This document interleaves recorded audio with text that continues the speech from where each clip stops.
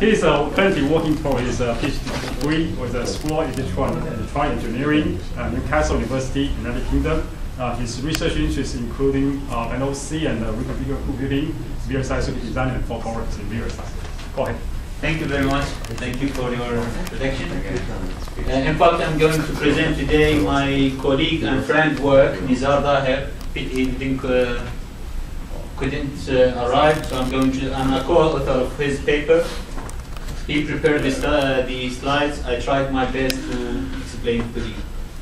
A paper called Plane Balance and Deadlock-Free Adaptive Routing for 3D Network on Chip.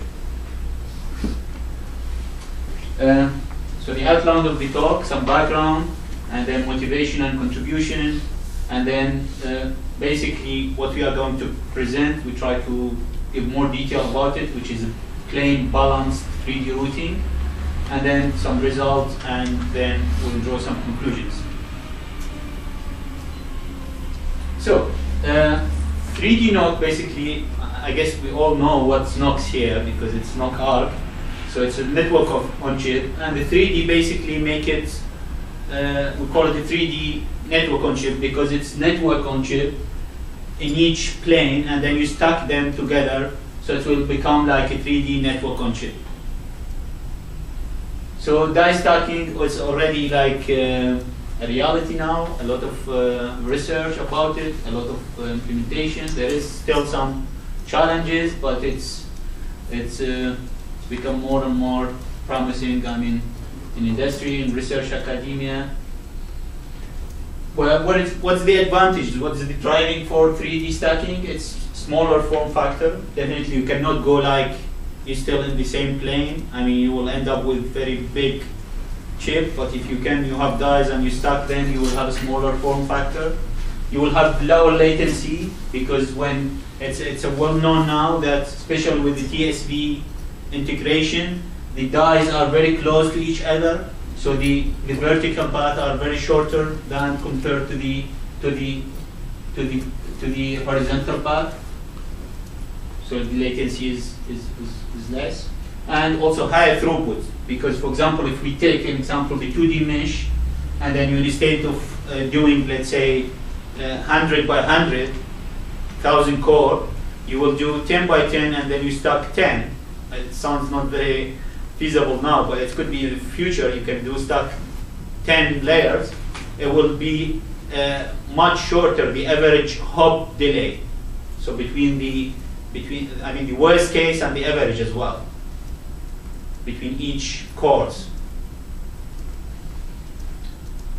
And because of this paper is deal with routing mainly, primarily, so we're going to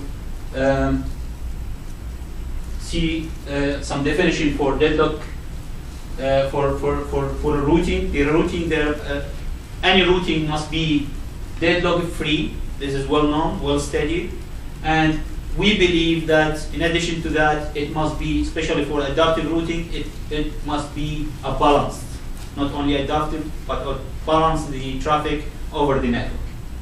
That's what I will try to show. Also, I need to give some introduction to what we call dynamic programming network. We already published a lot of paper about dynamic programming. It's well received by the community, the network on chip community. It's basically a way to you need some information from your network to route data efficiently in terms of adaptiveness, in terms of temperature. You want to separate the temperature, you want to produce some hotspots. So the basic way, the usual way, you just select, if you have like a router here, you just sense the next hop situation. What is the status of the traffic in the next hop, and then you decide.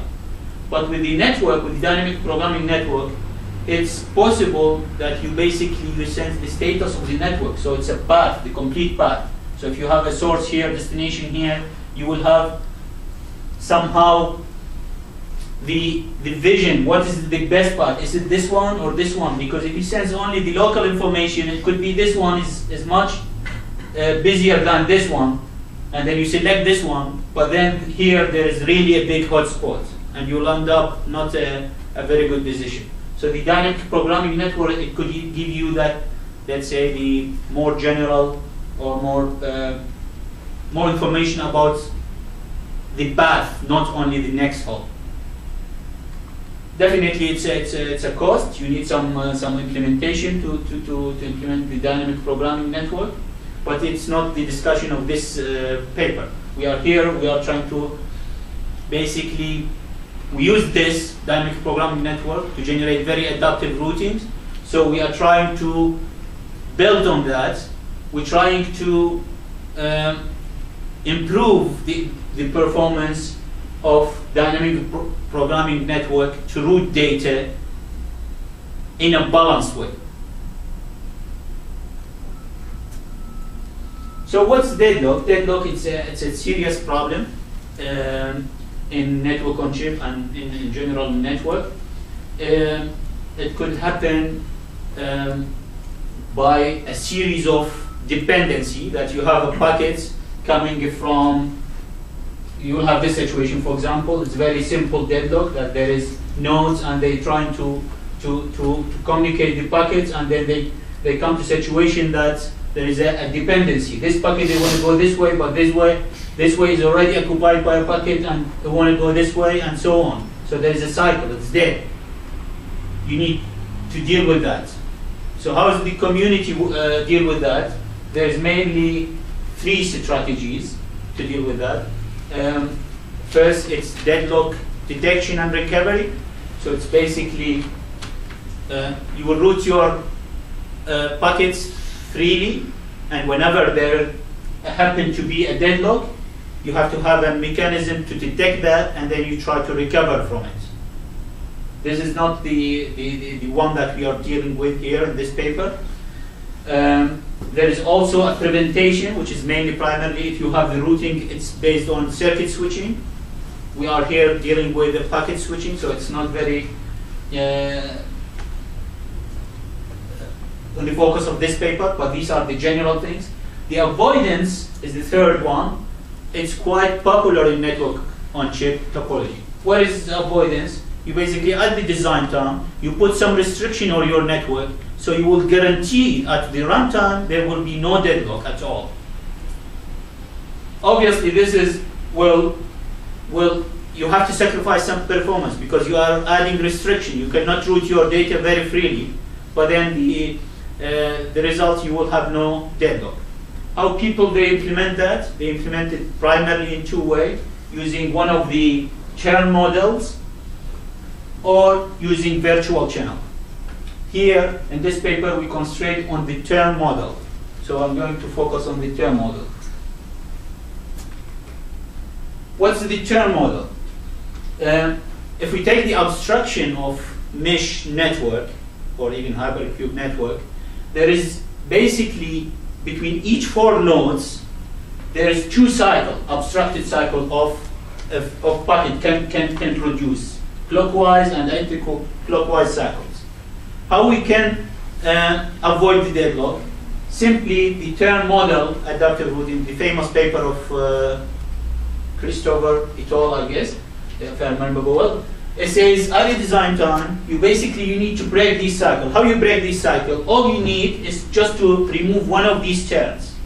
So if you remove this turn and this turn, your adaptive scheme, we call it west first. Why west first?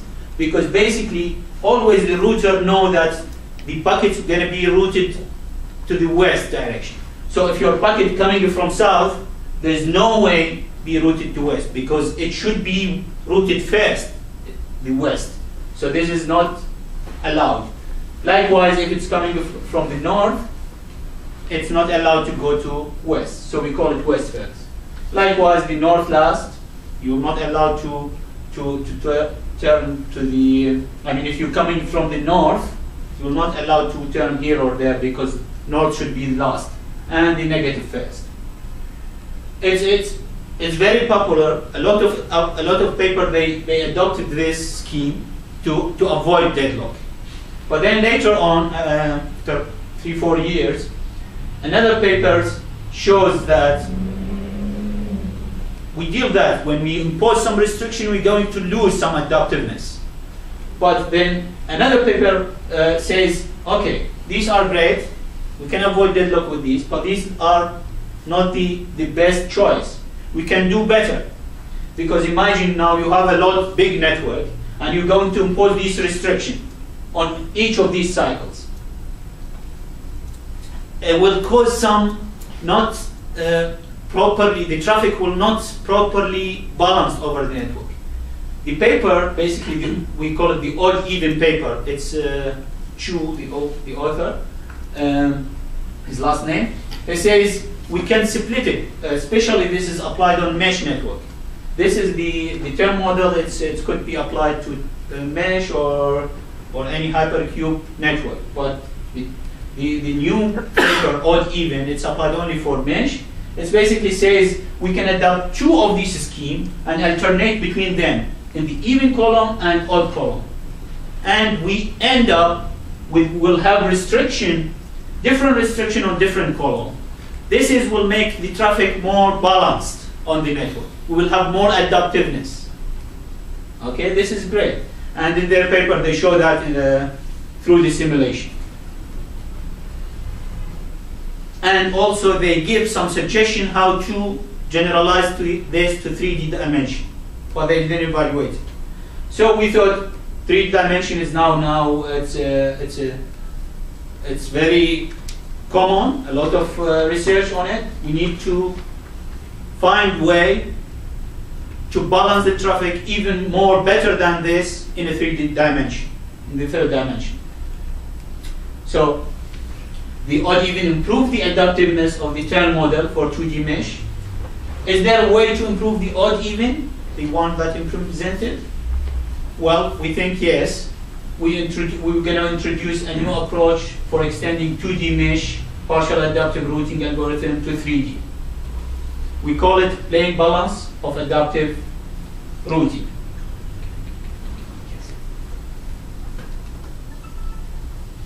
And we're going to evaluate it through different traffic. What's the plane balance? As I mentioned earlier, there's two rules in odd-even. So basically, you implement one rule on odd column and one rule in even column. What's the rule? It says, for example, in odd column, packets are not allowed to take northwest turn, north-southwest turn. This is the dotted one. It's not allowed.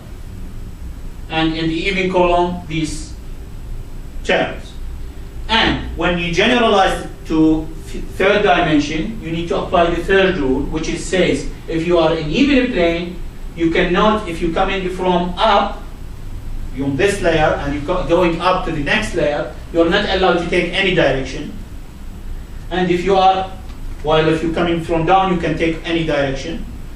If you are in odd plane, and you're coming from the plane, like north, east, west, you cannot take the down. It's restricted. So these are the three rules, extended based on the suggestion on the original paper. But we think this is not, I mean, this is pretty good in the two-dimensional. It's quite adaptive and balanced because we break the systematic imposing of the same rules on each column and rule. And we think this could be implemented also in different layer, in different way. So, what we're gonna do for, let's assume for even, now we will separate the even layers than the odd layers. The even layers will apply rule 1 and 2 mentioned earlier, and then in the odd layer we apply opposite rules because we believe you have to maintain in each plane a deadlock-free, and then you forget about it. And then between the layers you apply this rule to guarantee also there is no deadlock between the layers. So basically the balanced odd even use rule 1 and 2 mentioned earlier at even plane, and rule 5 and 4 on the odd plane. Well, how it looks like? It looks like this. This is the conventional, if we extend it, the one proposed in 2 paper, which is basically, you see the regularity. There is here, these are the restrictions in this layer. And the restriction exactly aligned with this. So you can imagine if there is traffic, and let's assume we are worried about the temperature. Temperature is generated by the traffic. You routing data, you consume power, you generate heat. And all these layers are aligned on top of each other. You will have hot spots and cold spots. The cold spots imposed by the restriction, because there is no routing here and here. So basically the traffic here in this side, where is this gray arrow, it's much less than the traffic here, because here you can route data in all directions. But here, no, you cannot. And you have these aligned on top of each other. You will end up, the temperature profile, you said, or the traffic profile, or even if we are concerned about the power noise, it will be the profile different. I mean, there's some hot spots and cold spots. Well, in our approach, we will have this, which is quite same as this, but in the next layer, we can now apply rule 4 and 5. And we will end up, we will have this restriction here, but here, below it, there is a free, I mean, it's a full adaptive. While in this term, you will find a full adaptive here. So, can you see the restriction here aligned, while here are not aligned. If you have restricted in, let's say, XY number 4, 5, if we are saying as a matrix, and then in the next layer, you don't have any restriction.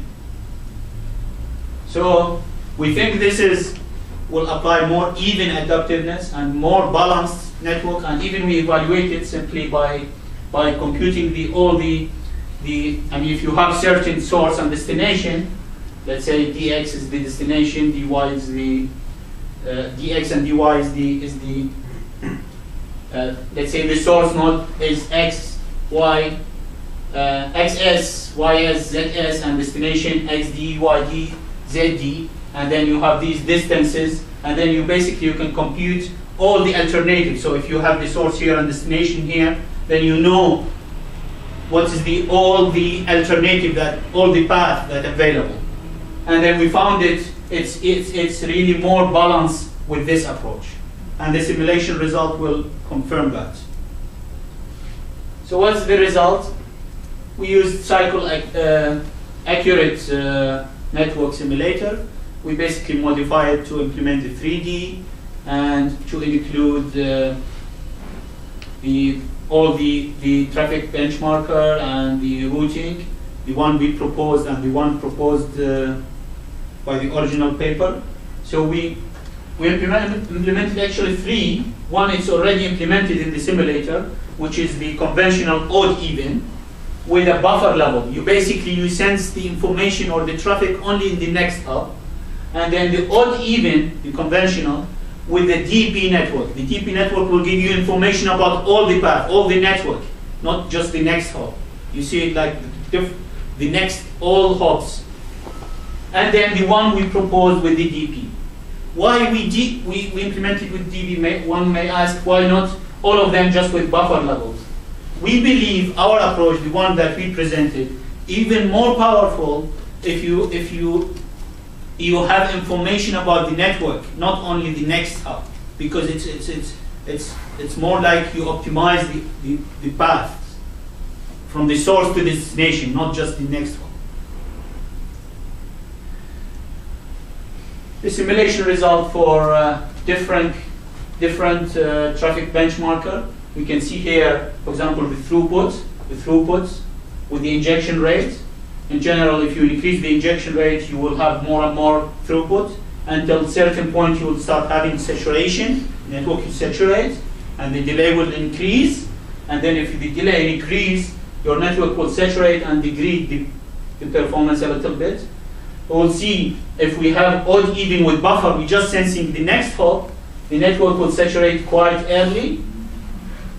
And we have odd even, the classical with the DP that give us vision to the not only the next hop on the path, then we will have better saturation in terms of saturation, but then it's still worse than our approach, because our approach can evenly distribute the traffic and thus will reduce the delay, as we show here.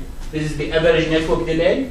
This is like saturate quite early, then this is saturate at this injection rate, and this is saturate after that. This is for random traffic. Likewise for transport traffic, the throughput and the latency, and for hotspot traffics. So we fairly evaluated for different synthetic traffic, and also here some result summary. So basically, the odd even perform, improve the saturation point between 10 to 22% compared to the buffer level, and between 6 to 8% to the same odd even with the DP for the classical one, not the one that we presented, the proposed. Conclusions and summary. We propose a novel method for extending turn model adaptive routing from 2D to 3D network on chip. Basically, the method applied different rules for deadlock avoidance in different layers. And then important that we found out that you basically all you need to be in different layer and deadlock-free. You implement your routing algorithm, different layer, deadlock-free, and then you join the layer by putting or designing your rule between the layers. So you said, okay, in the first layer, I want to go for negative first on the odd column and west first on the odd column, and then that's it. It's deadlock-free. Then in the next layer, even you can alternate not like 2 layers. You can alternate like between 2, 3 layers.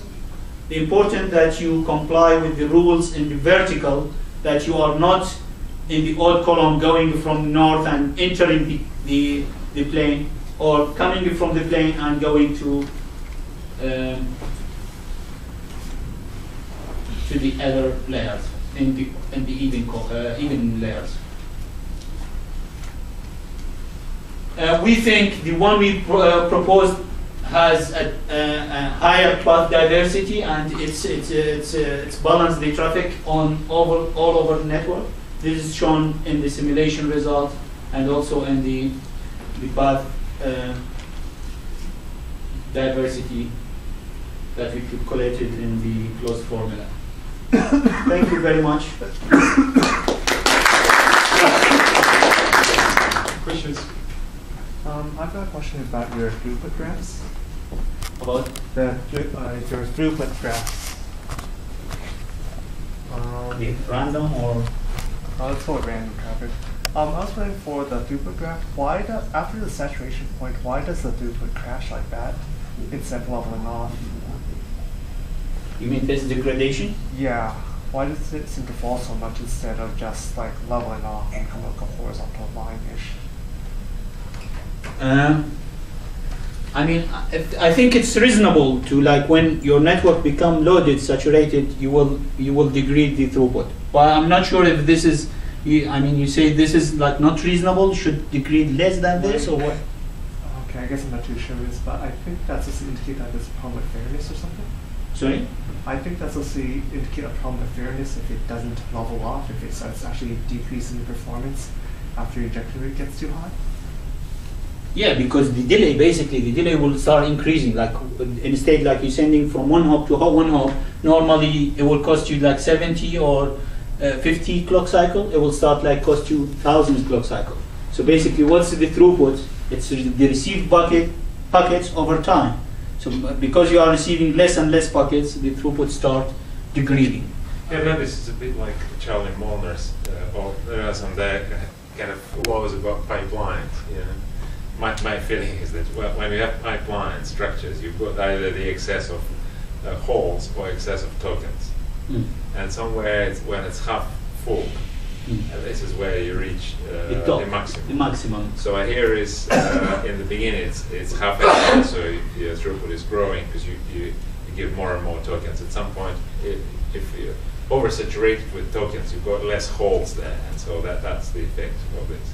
So, I mean, in asynchronous pipelines, the picture is usually trapezoidal, so you've got like this. But the flat area is due to the variability, and then it goes down like that. I think it's probably similar. So the holes start to determine, so it's back pressure. And also it depends because we are using NoCArc, and NoCArc use a back pressure mechanism. It means that you cannot push additional traffic into the network. Otherwise, if you instead start into the drop packets, the throughput will saturate. Will maintain the throughput, but in this case you will decrease because you cannot receive more packets. And the good things about these techniques, because they are smarter than this, they're looking ahead, they can distribute the traffic, so they will delay the saturation. You see, the saturation point is delayed than this. So you can increase the throughput, but eventually it will saturate. And then it saturates here. This is saturate even better than this. Any more questions? Can I ask a simple one? Do you have any comparison with the implementation of virtual channels? This is totally different, so I'm kind of curious. No, not really. Because this is mainly, as I mentioned earlier, this is different. I mean, people, the avoidance, either using term, I mean, because not always you have the budget for the virtual channel. Right. And even if you have the budget for virtual channel, a lot of researchers says you shouldn't use it to avoid deadlock. You should use it merely for performance to justify the cost. For bandwidth. Yes. Okay. If no more questions, thanks, speaker again.